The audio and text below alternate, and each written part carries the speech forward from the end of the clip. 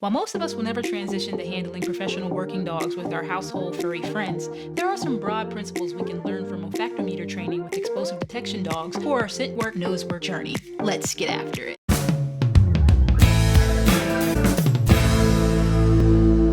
Dog's ability to detect a specific odor or mixture of odors depends on how you train it, and whether your training prepares the dog to detect that odor. It's no different from how humans are programmed to recognize certain smells that trigger what could produce that odor. A lot of the way you perceive things will vary based on experience and training. The more reward kind of learning you get, the better your perceptual systems are at detecting it. The dog's the same way.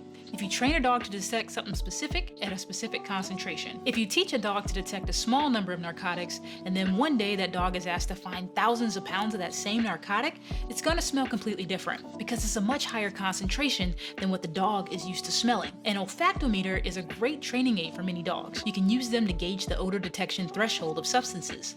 They are usually used in an official or scientific capacity. For instance, they are often used in research studies or to train professional working dogs, as odor mixture training enhances a dog's olfactory detection of homemade explosive precursors. The ability to identify individual components in complex mixtures, this is something that's also known as figure background segregation, is what we are looking for in a dog. You'll build these skills through experience and training. Nathaniel J. Hall, assistant professor of companion animal sciences at Texas Tech University, and Clive D.L. Wynn, director of the Canine Science Collaboratory at Arizona State University, they both concluded that odor mixture training enhances a dog's olfactory detection of homemade explosive precursors. What that means is that the training method has significant impacts on the perception of components of odor mixtures and highlights the importance of olfactory learning for the effective detection of homemade explosives by dogs. So, in training a dog to detect explosives, the two main ingredients are the fuel and the oxidizer. The fuel can be anything combustible, but can also be a combination of chemicals that can include daily household products, which have the potential to throw the dogs off the scent you train them for. The oxidizer is a chemical required by the fuel to burn by causing the other elements to lose electrons.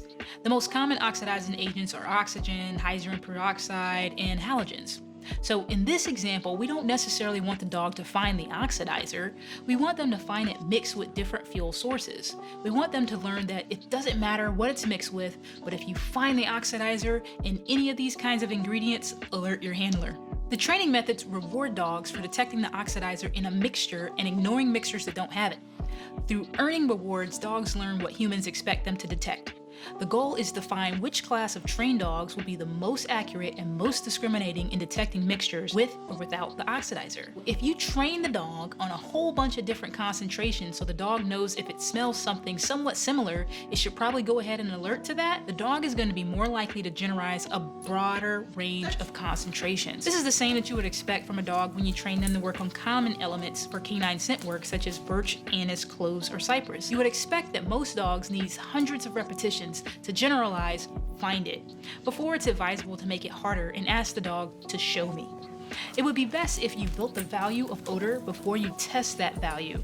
Note that if you embark on indication training too soon, you ramp up the pressure and the dog may leave the source. They'll get frustrated, you'll see those types of behaviors, they'll lose motivation and quit searching. So whenever your dog fails several times, you need to make it easier, and it needs to be more rewarding. I hope you got some value out of this episode. Be sure to subscribe to our YouTube channel, Dingle Days, and check us out on Twitter and the link blog post in the description as well. Also, if you'd like to dive a little bit deeper in the conversation, check out the Dogs Are People Too podcast in all the places or the YouTube Scent Work Nose Work playlist listed below. Until next time, continue to get after it.